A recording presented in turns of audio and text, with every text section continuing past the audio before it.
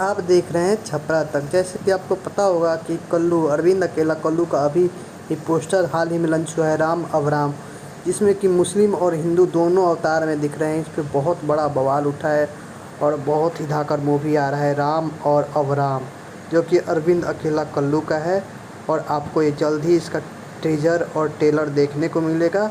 और आपको अगर अरविंद अकेला कल्लू का मूवीज़ अच्छा लगता है और वीडियो अच्छा लगता है तो हमारे चैनल से बने रहिए और मूवी का इंतज़ार कीजिए। आपको जल्दी ही मूवी देखने को मिलेगा, जो कि राम और अवराम मूवीज़ का पूरा नाम है।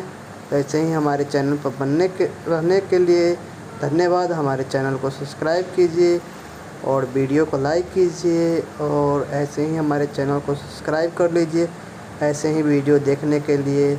ऐसे ही आपको नए नए एक्टर्स के बारे में पता चलते रहेगा। धन्यवाद। तो आपको हमारी वीडियोज़ कैसी लगी?